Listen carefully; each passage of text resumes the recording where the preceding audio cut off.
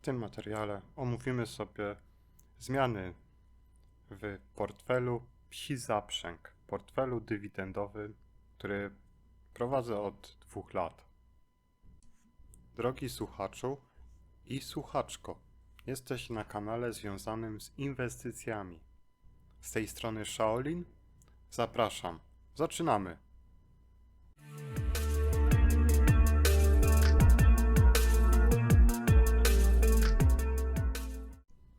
Zaczniemy od rzeczy fundamentalnej. W poprzedniej części Psi Zaprzęg, która pojawiła się w sieci około pół roku, podałem informację związaną z wartością portfela około 9800 zł. Nie była to prawdziwa wartość. W tej chwili będzie rzeczywista wartość około 20 000 zł, bo taką wartość ma w tej chwili ten portfel. Z perspektywy czasu uważam, że było to udziwnienie niepotrzebne i pokazywanie prawdziwej wartości portfela jest najlepsze, co można zrobić.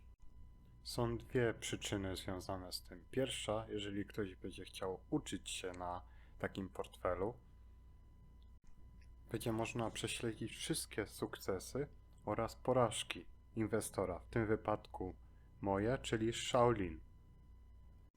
Druga przyczyna, że pojawia się coraz więcej w sieci takich portfeli i zachęcam też nie tylko oglądania mojego portfela, ale też portfeli innych osób w internecie. Są na rynku polskim takie kanały, ale też na rynku amerykańskim, które prowadzą portfele dywidendowe i pokazują dane rzeczywiste z tych portfeli w sieci. Teraz zostanie przedstawiony screenshot pokazujący, jaka jest rzeczywista wartość portfela w procentach przed wykonaniem transakcji sprzedaży akcji Activision Blizzard.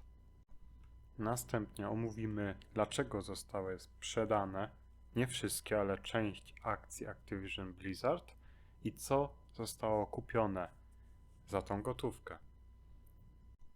I tak, największą pozycję zajmuje grupa Kenty, 28,76%. Następnie mamy polskiego dewelopera Dom Development, 19,76% i Activision Blizzard, 16,62%. Tutaj w tej spółce będziemy redukować liczbę akcji, ale do tego dojdziemy później.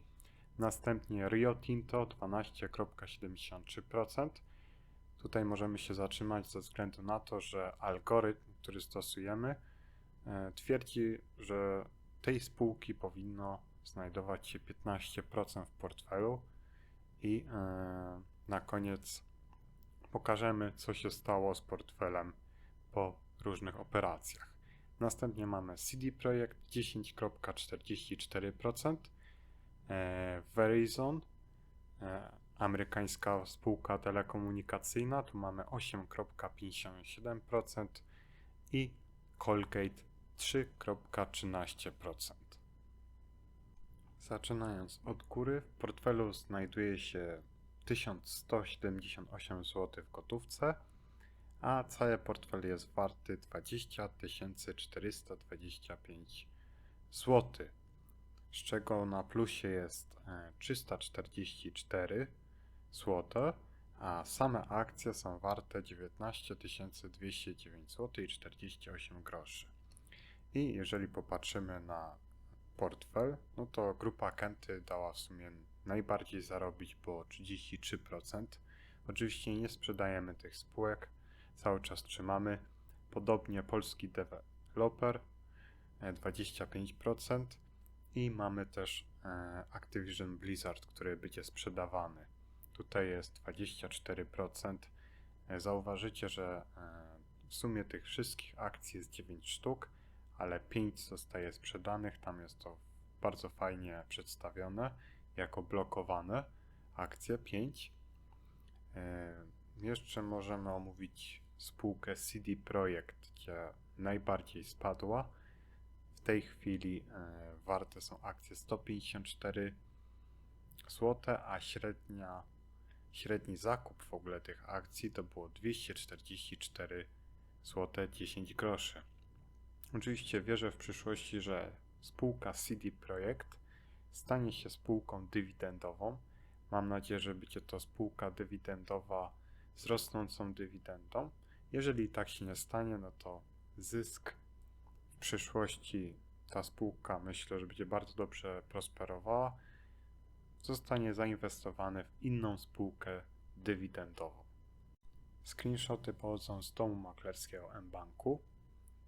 Nie reklamuję tego domu maklerskiego, tylko po prostu korzystam z niego.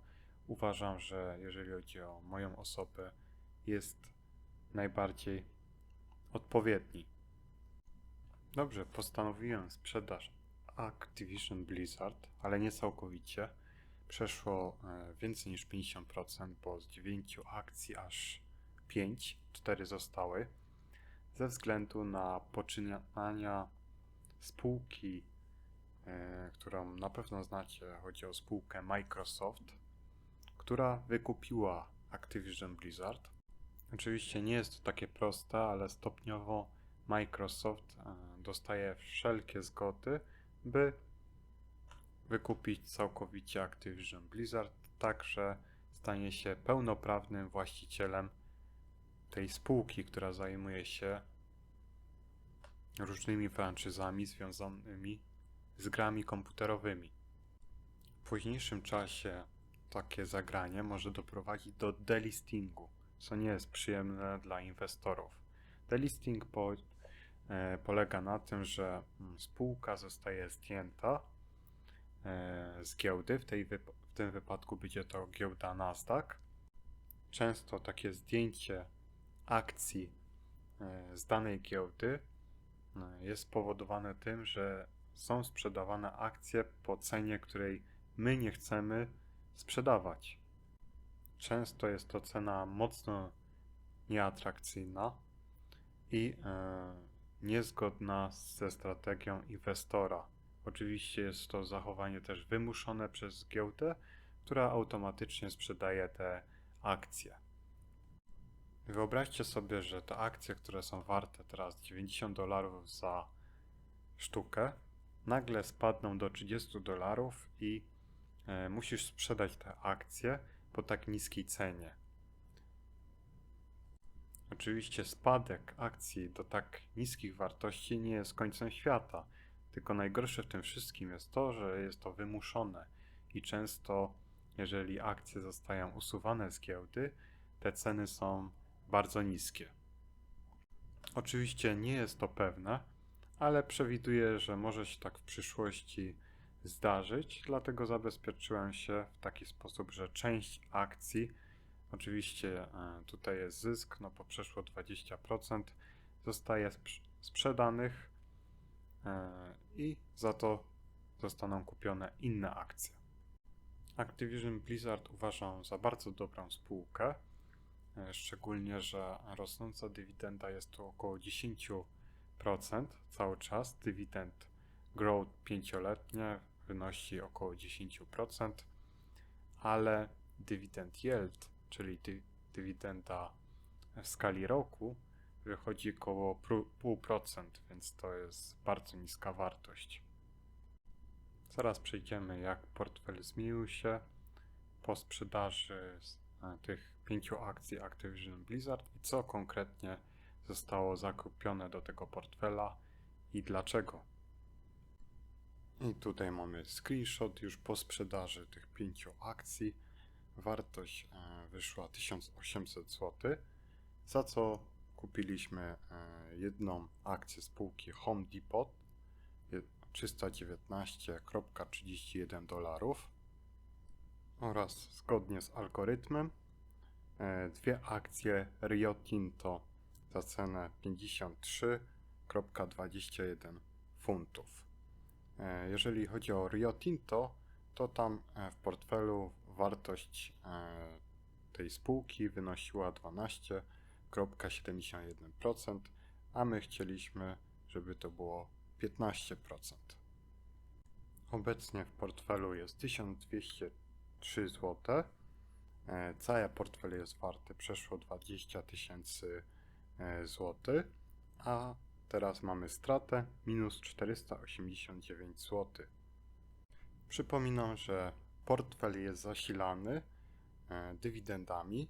Co roku za 50% dywidend kupowane są nowe spółki oraz od niedługiego czasu co miesiąc za 160 zł portfel jest zasilany dodatkowo, tak by rozwijał się coraz bardziej. To są dwa poziomy zasilania portfela. Będzie jeszcze trzeci poziom zasilania, ale on pojawi się w przyszłości. Tutaj struktura portfela po wszystkich transakcjach.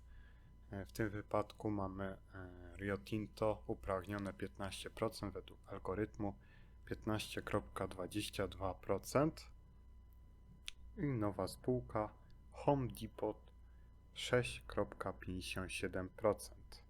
Tak na przyszłość nowe cele na ten portfel to będzie doprowadzenie do takiego stanu, że Home Depot będzie zajmowało 10% i będzie też nowa spółka. W tym wypadku będzie to spółka związana z półprzewodnikami. Mam tutaj na myśli Texas Instruments i tutaj też będziemy starać się zdobyć 10% w strukturze portfela. Home Depot, czyli ta nowa spółka, która została zakupiona, jest spółką budowlaną. Jest to market budowlany, działają na terenie Stanów Zjednoczonych.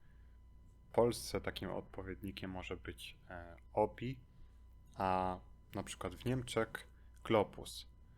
Spółka charakteryzuje się tym, że dividend growth wynosi około 16% i nie jest to w okresie 5-letnim, ale podobne wyniki wychodzą 10 lat, 15, 20, 25 lat, więc 16% można powiedzieć, że co roku dywidenda wzrasta w tej spółce.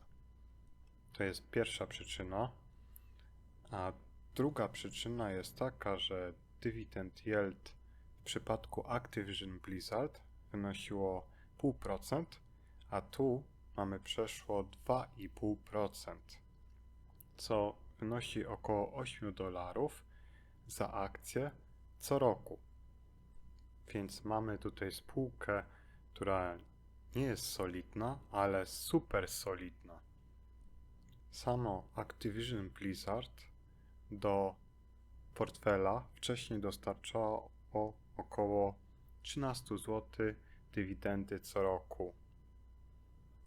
Wcześniej Activision Blizzard dostarczało około 13 zł do portfela co roku. Teraz po zredukowaniu do 4 akcji w portfelu będzie ta wartość 6 zł, ale w zamian mamy 2 akcje Rio Tinto plus jeszcze Home Depot. Sumarycznie mniej więcej będzie to 80 zł dodatkowo dywidend co roku. Więc portfel staje się coraz bardziej efektywny. W przyszłości będziemy się skupiać coraz bardziej na spółkach dywidendowych, ale spółkach, które inwestują dywidendę wzrostową. Będziemy kończyć update tego portfela. Wszystko, co tutaj zostało przedstawione, jest opinią Shaolin, a nie poradą inwestycyjną. Prawdziwa analiza i rozliczenie portfela będzie przedstawione na przełomie stycznia i lutego 2024 roku. Na końcu zachęcam do subskrypcji kanału oraz zostawienia taktycznego komentarza pod materiałem. Życzę powodzenia w inwestycjach. Żegnam. Shaolin.